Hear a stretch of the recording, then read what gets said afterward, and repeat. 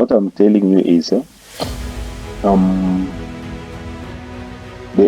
this thing called equilibrium of life. Things will be up and down. Umeelewa? So you should just create a buffer in your heart.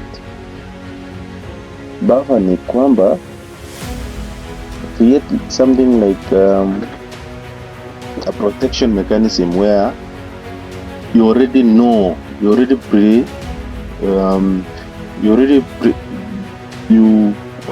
put in your mind that the things will be, not everything will be okay, even in the house. Sometimes maybe one or two issues will not be right.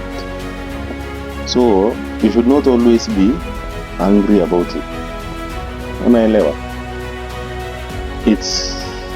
It's actually right for you to have some issues that are happening inside and outside your life, and those things should never affect you, your state of being. Umeelewa? What I'm talking here is your state of happiness should never change because of circumstances of things happening. Do you understand? Your state of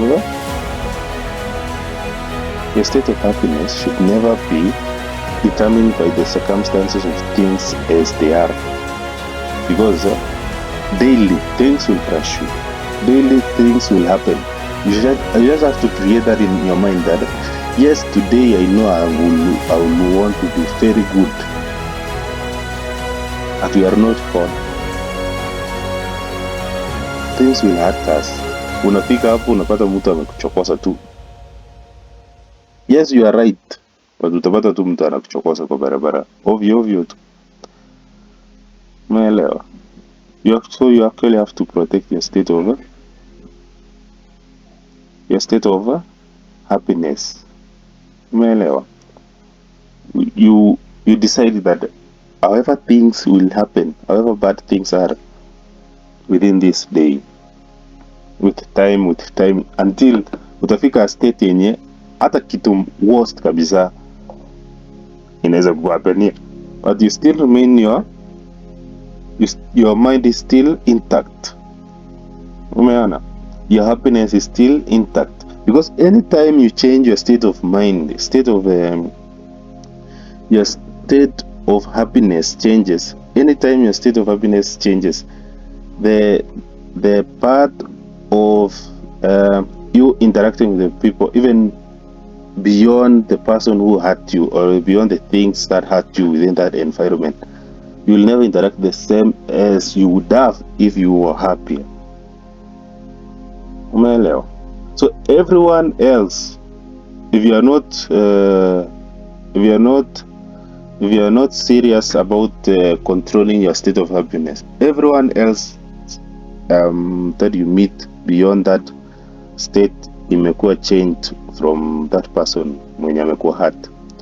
The rest of the people will receive the energy from the hungry you. Umeona? That's where you lose even good people. Unaona? That's why it's important to remain, to make sure the state of your mind is intact, the state of your happiness is intact, because you lose even good friends. Because if your state of happiness changes and you become angry, some people would not even like that state of you when you are angry. Umeelewa? Even your friends, sometimes you will lose people because watu wataanza kujitoa. Umeona? Actually, people do not like people who are angry. They don't. But the people who control their state of happiness, they don't. Umeelewa? Yes, we understand that we are work in progress, all of us. But make sure that it is so important that you control the state of your mind, even when things are worse. Because yes, this is life. This is real life. This is the equilibrium of life. Things will get bad, even when your finances are good. things will be bad. Your health can be bad day in day out. How will you deal with that? Umeelewa? Even when the finances are good, mtoto anaweza kuwa analia kila siku. How will you deal with that? You will be hungry through. You will cope with the headaches. How will you cope with that? Umeelewa?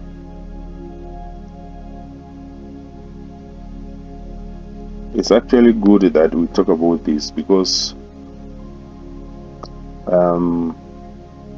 the state of our happiness right now affects everything else.